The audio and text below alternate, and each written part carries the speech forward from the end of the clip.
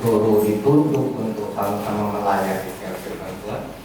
Saya bertanya sama Tuhan, kuat nggak kira-kira saya berdiri 30 menit ya, 30 sampai 40 menit ya. Rupanya Tuhan itu baik, saudara. Ya, saya sudah coba waktu di ibadah RPP. Jadi saya masih berdiri, masih sanggup 30 sampai 40 menit ya. Karena saya ini kalau saya melayani Tuhan, saya suka menggebu-gebu. Akibat saya menggebu-gebu, saya banyak mengeluarkan energi. Ya, kalau saya banyak mengeluarkan energi sehingga tubuh saya pasti lebih cepat drop-nya. Ya, Bapak Ibu saudara-saudara sekalian yang dikasih Tuhan, hari ini kita akan belajar firman Tuhan, kita sama-sama ya.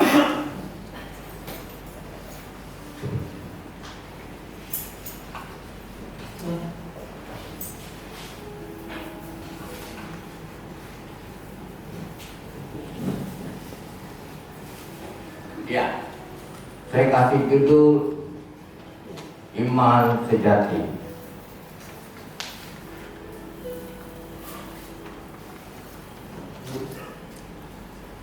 Maaf.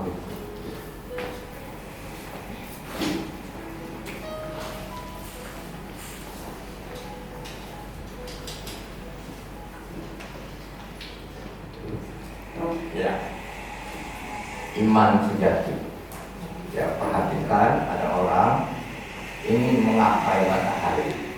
Ya, demikian juga kita setiap anak Tuhan. Ya, kita akan menggapai matahari itu. Kita bisa mencapai matahari itu asal kita setia sampai mati, setia sampai akhir. Ingat itu, ya. Iman sejati adalah iman yang tahan dalam pencobaan. Iman sejati tekun dalam pencobaan dan menggapai pencobaan itu sebagai kebahagiaan. Saat meminta hikmat dalam iman teguh tanpa mendua hati, orang percaya akan hidup tenang. Dalam segala pencobaan kita akan tahan uji dan pada akhirnya akan disempurnakan dan menerima mahkota kehidupan. Ya, mahkota kehidupan sama seperti ya Wahyu pasal 2 kepada jemaat Smyrna. Demikian juga mahkota kehidupan itu akan diberikan kepada kita semua. Ya, jemaat GPI Palembang nanti akan dengar ya. Iman sejati itu didasarkan firman. Kita dijadikan anak-anaknya oleh firman kebenaran. Firman itu berkuasa menyelamatkan jiwa kita. Dan kita harus menjadi pelaku firman, bukan pendengar saja. Ya, kita harus menjadi pelaku firman, bukan pendengar saja.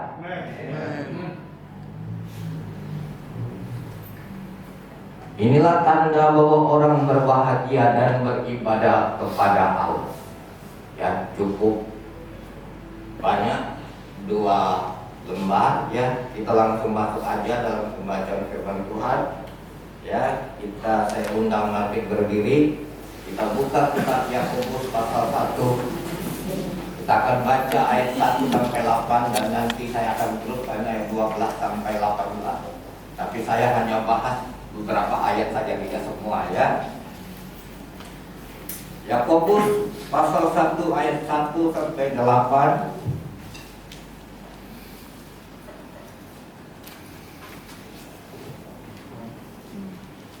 Ada semua? Ya. 1, 2, 3. Salam dari Yakobus, hamba Allah dan Tuhan Yesus Kristus, kepada kedua belas suku di perantauan. Saudara-saudaraku, anggaplah sebagai suatu kebahagiaan apabila kamu jatuh ke dalam berbagai-bagai pencobaan, sebab kamu tahu bahwa ujian terhadap imanmu itu menghasilkan ketekunan, dan biarkanlah ketekunan itu memperoleh buah yang matang, supaya kamu menjadi sempurna dan utuh dan tak kekurangan suatu apapun. Apabila di antara kamu ada yang kekurangan hikmah, hendaklah ia memintakannya kepada Allah, yang memberikannya kepada semua orang dengan murah hati dan dengan tidak membangkit-bangkit, maka hal itu akan diberikan kepadanya. Hendaklah ia memintanya dalam iman, dan sama sekali jangan bimbang. Sebab orang yang bimbang sama dengan gelombang laut yang diombang-ambingkan kian kemari oleh angin. Orang yang demikian janganlah mengira bahwa ia akan menerima sesuatu dari Tuhan. Sebab orang yang mendua hati tidak akan tenang dalam hidupnya. Berbahagialah orang yang bertahan dalam pencobaan. Sebab apabila ia sudah tahan uji, ia akan menerima mahkota kehidupan yang dijanjikan Allah kepada barang siapa yang mengasihi Dia. Apabila seorang dicobai, janganlah ia berkata, pencobaan ini datang dari Allah, sebab Allah tidak dapat dicobai oleh yang jahat, dan Dia sendiri tidak mencobai siapapun. Tetapi tiap-tiap orang dicobai oleh keinginannya sendiri, karena dia diseret dan dipikat olehnya. Dan apabila keinginan itu telah dibuai, ia melahirkan dosa. Dan apabila dosa itu sudah matang, ia melahirkan maut. Terima kasih, silakan duduk. Ya, Pak Paulus, firman Tuhan hari ini saya ambil dari kitab Yakobus pasal 1 ayat 1 sampai 8 dan ayat 12 sampai 18. Tapi kita baca sampai dengan ayat 15. Ya, ayat 9, 10, 11 itu dilibatkan. Ya. Kasihan Bapak Ibu Saudara sekalian, Pak Paulus cari terus. Mungkin kurang jelas ya.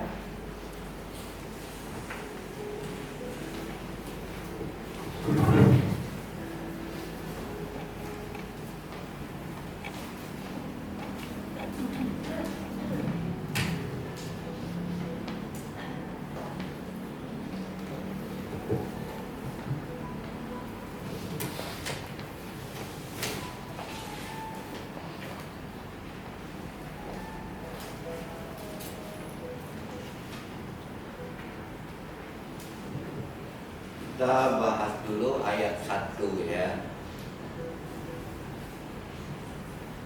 Salam dari Yakobus, hamba Allah dan Tuhan Yesus Kristus, kepada kedua belas suku di perantauan. Ya, kitab Yakobus ini ditulis oleh Yakobus sendiri. Ya, Yakobus di dalam Alkitab itu banyak. Ada Yakobus saudaranya Yohanes, tapi ini Yakobus saudara dari Yesus. Ya, tahu ya, Yesus itu mempunyai 4 orang adik laki-laki. Alkitab dicatat, salah satunya namanya Yakobus. Ya, Yakobus. Ya, nanti dibaca Matius pasal 13 ya. Nah, surat Yakobus ini adalah surat hukum. Ya, maksudnya gini saudara, di dalam Alkitab itu ada pembagian ya, ada 4 Injil, ada kitab sejarah, ada surat yang ditulis oleh Rasul Paulus. Nah, surat Yakobus ini salah satu surat yang tidak ditulis oleh Yakobus. Dia masuk dalam surat umum. Berarti surat umum itu apa? Untuk semua orang, termasuk kita hari ini, termasuk saya. Ya, merupakan surat umum pertama dalam perjanjian baru yang ditulis dari Yerusalem kurang lebih pada tahun 40 sampai 45 Masehi. Dan yang hebatnya juga Yakobus saudara Yesus ini, tadinya dia tidak percaya, tapi pada saat Yesus membangkit ke surga, dia baru percaya. Ya, dan dia adalah seorang pemimpin serta soko guru di Yerusalem. Ya, ingat, Yakobus ini seorang pemimpin dan soko guru di Yerusalem. Ya, nanti kita bisa baca itu di kitab Kisah Para Rasul.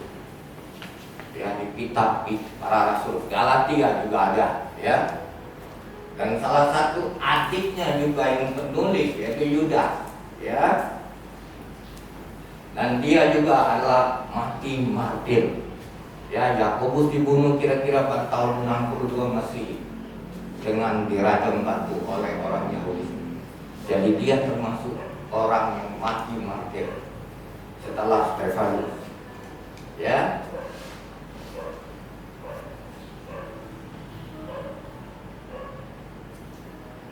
Sekarang saya teruskan ayat 2 sampai 4, ya. Saudara-saudaraku, anggaplah suatu kebahagiaan apabila kamu jatuh ke dalam berbagai-bagai pencobaan, sebab kamu tahu bahwa ujian terhadap imanmu itu menghasilkan ketekunan.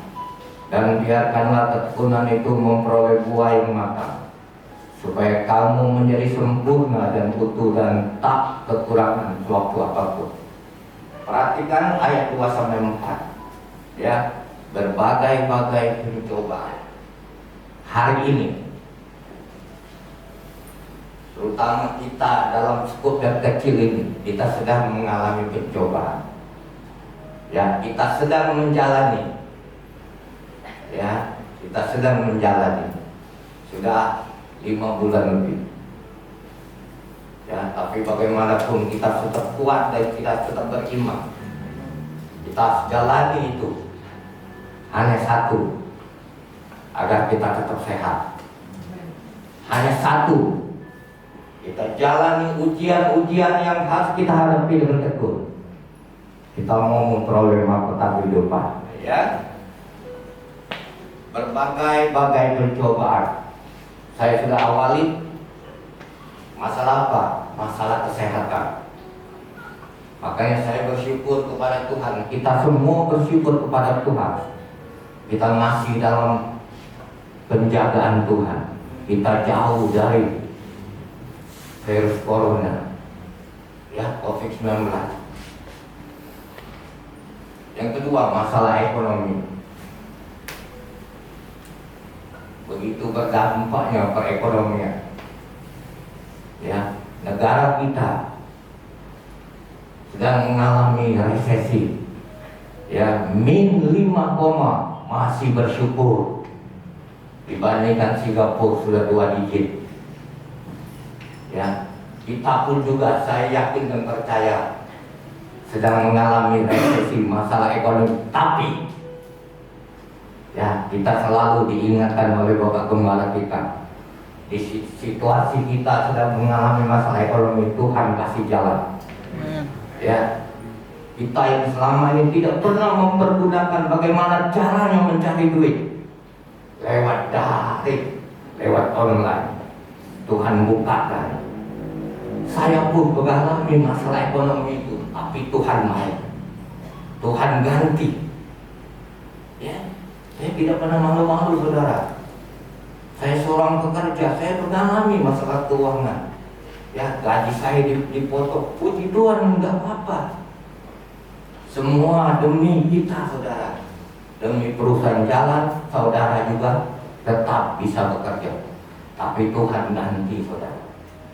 Tuhan ganti potongan-potongan saya itu. Ada jalan keluar yang Tuhan berikan berkat. Ya. Masalah pekerjaan, saudara tahu berapa banyak yang sudah di PHK pada saat ini? Data terakhir yang saya baca lebih dari 3 juta orang. Ya, tapi kita orang-orang percaya, anak-anak Tuhan harus tetap bersyukur. Ya, iya, saya bersyukur loh. Saya masih bisa bekerja di perusahaan, walaupun saya mengalami masalah ekonomi pemotongan. Itu bersyukur. Ya, Tuhan ganti itu pemotongan saya. Masalah apa lagi? Masalah keluarga. Ya. Akibat pandemi virus corona, berapa banyak orang bercerai? Iya, kalau saudara baca, banyak loh orang bercerai. Kenapa? Karena tidak tahan, tidak ada duit, suaminya kena PHK. Ya. Ini saudara dampaknya, ya, dan lain-lain. Ya,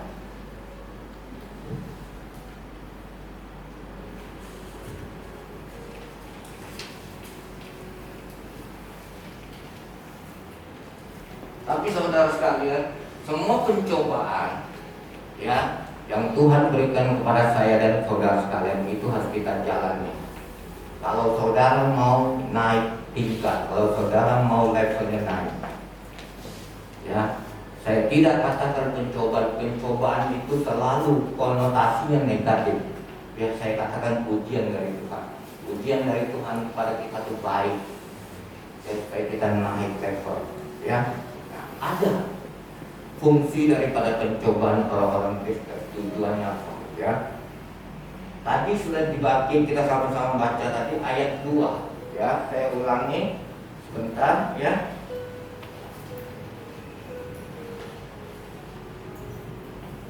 Ayat 3, sorry ya. Yaitu untuk menghasilkan ketekunan ya. Sebab kamu tahu bahwa ujian terhadap imanmu menghasilkan ketekunan. Ya, saya catat ini di terjemahan lain ya. Kalau kita perhatikan terjemahan ada Lewi, Nathanael itu ada terjemahan New International.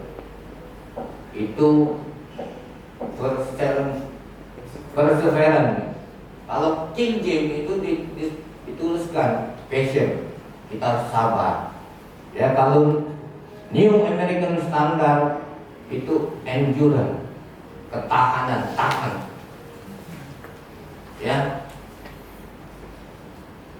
Jadi ketekunan adalah kemampuan bertahan dalam kesukaran, bukan dengan sikap sekedar bertahan dalam arti diam atau pasif, tetapi dengan sikap yang sedemikian rupa sehingga mampu untuk menjadikan situasi atau hal yang tidak menyenangkan itu menjadi sesuatu yang memuliakan Tuhan. Ya, jadi kita tidak pasif, saudara. Kita tidak pasif, tapi kita tetap aktif. Caranya bagaimana? Enggak ada lain, hanya berdoa. Dengan kita berdoa, ada saja Tuhan bukakan. Ya, tidak ada lain. Saya pun juga tidak kuat, saudara, kalau saya tidak berdoa, saudara. Ya, saya bersyukur, saudara, masih bisa berdiri dikasih kesempatan. Ya, secara fisik saya ini 5 hari jujur, tapi roh di dalam diri saya masih tetap semangat. Karena apa? Karena ada Tuhan tetap berdoa. Ya, yang kedua, untuk menyucikan orang Kristen. Perhatikan ayat 4 yang sudah kita baca tadi. Menunjukkan tujuan pemberian kesukaran itu yaitu supaya kamu menjadi sempurna dan utuh dan takkan kekurangan sesuatu apapun. Ini saudara yang saudara garis bawahi, kata sempurna dan utuh. Ya, perfect and complete. Nah, kalau saudara makan ayam komplit. Kalau ayam komplit itu apa? Pakai telur. Ya, sempurna dan utuh.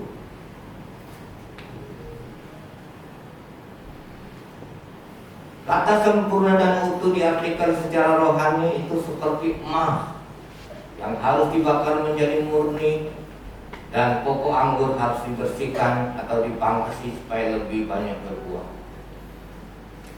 Ya, kalau saudara bisa merasakan, saudara, sakit enggak menghadapi ujian? Sakit, saudara. Seperti emas, saudara. Kalau dia bisa bilang, sakit. Demikian juga kita manusia, kita bisa merasakan ujian yang kita hadapi itu sakit, tapi kita tidak menyerah. Ya, kita tidak menyerah, dan kita tidak boleh menyerah, saudara. Ya, dan pohon anggur harus dibersihkan atau dipangkasi supaya lebih banyak berbuah.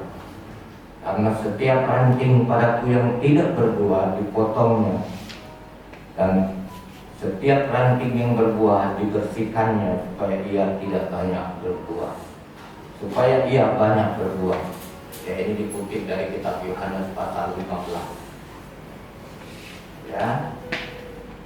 Jadi orang Kristen harus mengalami kesukaran supaya hidupnya bisa disucikan dan menjadi sempurna dan utuh. Ingat itu. Sekarang bagaimana cara menghadapinya? Tadi tujuannya, sekarang cara menghadapinya. Bagaimana cara menghadapi pencobaan atau kesukaran? Satu, ayat firman Tuhan tadi anggap sebagai kesukaan. Ayat 2 tadi. Ya. Makanya inisial saya joy. Bagaimanapun juga harus sukacita. Saudara masing-masing harus mengalami sukacita, bahagia. Ya. Kita boleh saling bertemu ya, tapi kita harus tetap sukacita. Kelihatan wajah biasa saja, tapi masing-masing pribadi harus bersukacita. Ya, joy, sukacita ya. Kalau perhatikan nih terjemahan Sinjin ya, New International Version maupun New American Standard itu di situ dituliskan joy. Ya, ini menunjukkan beberapa hal. Satu, kita hidup tidak boleh menuruti perasaan kita yang negatif. Ya, kita tidak boleh menuruti perasaan kita yang negatif seperti sedih, putus asa, kecewa, atau marah dan lain-lain. Ya, menganggap berarti menilai berdasarkan firman Tuhan, bukan berdasarkan perasaan atau penglihatan kita.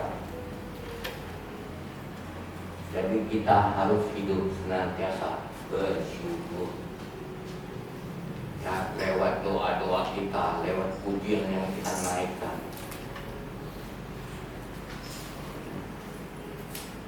Ya, semestinya saudara, kalau kita baca kitab Yakobus ini, surat umum ini, 5 pasal ini sederhana, praktis sekali untuk kita, saudara. Ya, ajaran-ajaran yang praktis seperti ajaran Tuhan Yesus di bukit. Ya, Matius pasal 5 sampai pasal 7 ini.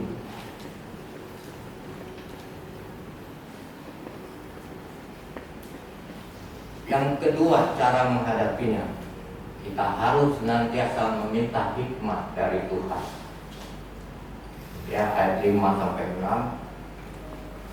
Dalam mengalami atau menghadapi kesukaran, kita sering kali menjadi bingung karena kita tidak tahu apa yang harus kita lakukan. Pada saat seperti itu kita harus meminta hikmat dari Tuhan supaya kita bisa menghadapi kesukaran itu dengan cara yang benar. Penting sekali saudara, kita meminta hikmat pada Tuhan. Ya. Kalau kita meminta hikmat kepada Tuhan, Alkitab bilang Dia akan meminta, Dia akan memberikannya. Saudara kan anaknya, saya kan anaknya. Ya. Kalau Bapa di dunia ini aja, kalau anaknya minta, pasti dikasih kan? Kita pun juga dikasih saudara, kalau kita bercinta. Apalagi kita sedang menghadapi saudara, sudah 5 bulan ini saudara, pandemi virus corona ini. Ya. Makanya kita dengar-dengaran. Ya, kita dengar-dengaran. Kalau perintahnya kita harus pakai masker. Ya. Jangan kita anggap kita kuat, jangan ya. Kita dengar-dengaran, kalau bilangnya kita suruh cuci tangan pakai sabun. Ya. Jadi Allah adalah sumber hikmat dan Ia berjanji akan memberikan hikmat asalkan kita mau meminta kepadanya. Jadi mintalah kepada Tuhan saudara. Ya. Saudara mau nangis, nangislah kepada Tuhan, tapi TWA di rumah. Iya.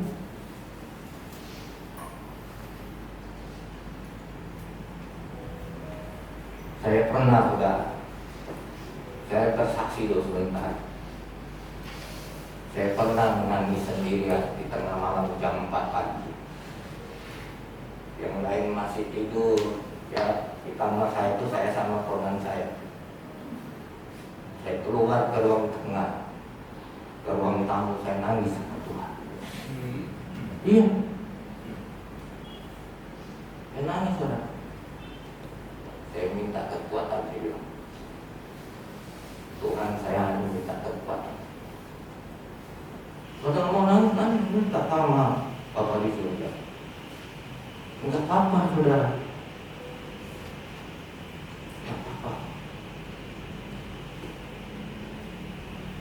Nangislah saudara minta, ya, supaya kita tetap kuat, kita terjaga dari, terlindungi saudara dari COVID ini dan juga keluarga kita, ya.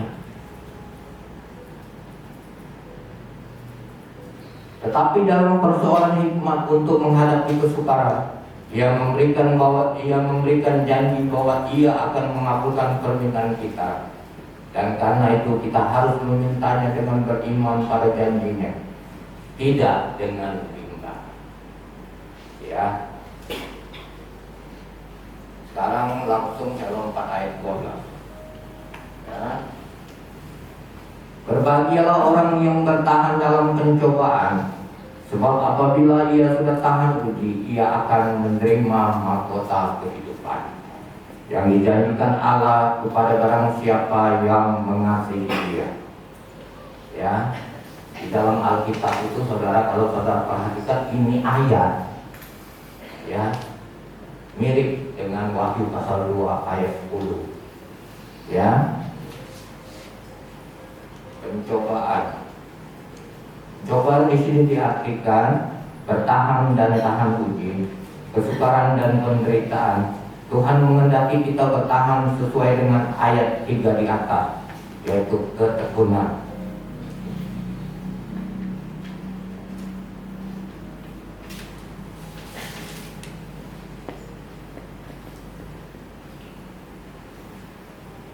Tuhan menghendaki kita bertahan, bertekun, karena kalau kita sudah tahan uji, maka kita akan menerima mahkota kehidupan yang dijanjikan Allah kepada barang siapa yang mengasihi Dia. Sekarang, hal-hal yang harus kita lakukan untuk bisa bertahan dan bertekun. 1. Kita harus melihat dan percaya kepada Tuhan. Alkitab berisikan banyak janji Tuhan yang berguna dalam menghadapi penderitaan dan kesukaran. Di dalam Alkitab itu, kalau kita rajin baca, kita rajin saudara, ya, baca saudara yang hal yang baik, itu janji Tuhan kepada kita orang percaya itu ada 1260 kali. Ya, dari kita Kejadian sampai Wahyu itu ada 1260 kali. Dan salah satu janji Tuhan kepada saya dan saudara, ya, kita sudah melakukannya hari ini. Ya, Matius pasal 6. Carilah dahulu kerajaan surga dan kebenarannya, bla bla bla. Ya, kita sudah lakukan hal satu aja janji. Yang kita baca tadi ada juga janji, berarti lebih dari satu sudah.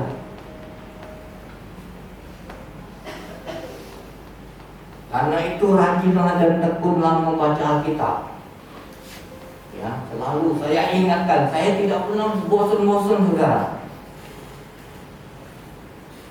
Dan belajarlah Alkitab. Karena tanpa itu saudara tidak akan bisa melihat dan percaya pada janji Tuhan di tengah-tengah penderitaan dan kesukaran saudara. Saudara, saya tidak pernah, saya anggap saudara seperti anak-anak. Rajin baca kita mesti saudara. Dalam saat teduh kita ikut saudara PA saudara. Saya aja ikut PA loh, tanya tuh. Tapi yang penting mahkota itu saudara. Bukan hanya mahkota kehidupan, berapa banyak mahkota yang akan kita dapat nanti, itu yang paling penting. Ya, Pandangan kita kepada kekekalan surga, orang yang mengalami penderitaan atau kesukaran sering punya kecondongan untuk mengarahkan masalah tersebut, dan akibatnya ia menjadi sedih, kecewa, putus asa. Tetapi firman Tuhan mengajar kita untuk memandang ke surga, karena ini bisa menguatkan kita dalam menghadapi penderitaan dan kesukaran. 3. Kita harus mengasihi Tuhan, ya. Yakobus tidak mengatakan mentaati atau melayani Tuhan, tapi mengasihi Tuhan. Kita bisa mentaati melayani Tuhan tanpa mengasihi Dia, tetapi kita tidak bisa mengasihi Tuhan tanpa mentaati dan melayani Tuhan. Kalau kita mengasihi Tuhan, maka kita akan kuat menghadapi apapun yang tidak enak demi Tuhan yang kita kasih. Karena itu, peliharalah kasih saudara kepada Tuhan dengan cara tetap menjaga persekutuan dengan Dia, tidak mencintai uang atau dunia, karena kalau kita mencintai uang atau dunia, kita tidak akan mencintai Tuhan. Ya. Kalau saudara mau melayani Tuhan, ya, saya berbicara, saya bukan melayani Tuhan yang sultan, ya, bukan. Saya hanya senang melayani Tuhan dan saya membantu Bapak Ibu bermalah saya sini. Kalau kita nanti suatu saat jadi sultan, benar-benar fokus pada Tuhan, saudara. Tidak lagi memikirkan pekerjaan, saudara. Tidak lagi memikirkan uang, ya. Berkat uang itu pasti saudara dapatkan asal saudara fokus dengan pelayanan. Ya, karena saya tidak sultan, jadi saya masih memikirkan, saudara.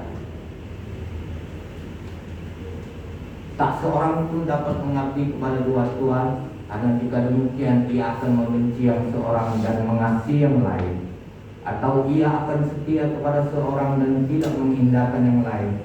Kamu tidak dapat mengabdi kepada Allah dan kepada Mammon. Saya kutip dari Matius pasal nomor 24. Merenungkan cinta Tuhan yang Ia tunjukkan melalui kematian Yesus di kayu salib bagi saudara. Ayat 13 sampai 15. Apabila seorang dicobai, janganlah ia berkata pencobaan ini datang dari Allah, sebab Allah tidak dapat dicobai oleh yang jahat, dan Ia sendiri tidak mencobai siapapun. Tetapi tiap-tiap orang dicobai oleh keinginannya sendiri, karena ia diseret dan dipikat olehnya. Dan apabila keinginan itu telah dibuai, ia melahirkan dosa. Dan apabila dosa ini sudah matang, ia melahirkan maut. Ya, ayat 13 sampai 15 ini ada saya merah-merah dibuai, akibat dibuai dari dosa. Dosa ini bertambah, ya, ingat ini maut. Dan kita tahu upah dosa itu adalah maut, ya. Apa maksudnya 13 sampai 15 ini? Ayat ini berbicara tentang keinginan. Nah, keinginan di sini tidak selalu dosa, ya. Tapi di ayat konteks 13 sampai 15 ini ada keinginan yang berdosa, ya. Contoh hari ini saya melayani Tuhan, saya ingin apakah berdosa? Enggak, mulia, ya. Keinginan tidak selalu berdosa, tetapi keinginan yang bersifat berdosa seperti mengingini barang orang lain, atau misalnya jahat jelek, ingin barang dikit pengen,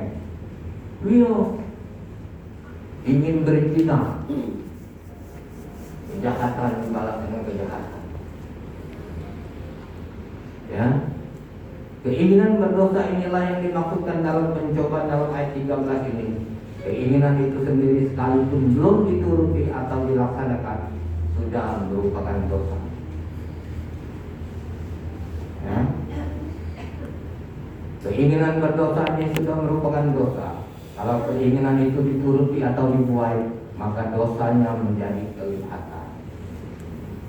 Kalau hal ini terus dilakukan dan batas dosa yang ditentukan oleh Allah sudah tercapai, maka datanglah maut. Sebab upah dosa ialah maut, tetapi karunia Allah ialah hidup yang kekal dalam Kristus Yesus Tuhan kita.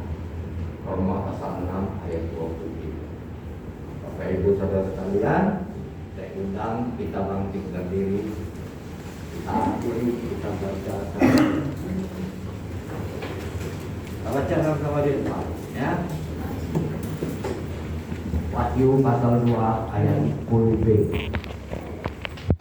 1, 2, 3. Hendaklah engkau setia sampai mati, dan aku akan mengaruniakan kepadamu mahkota kehidupan. Amin.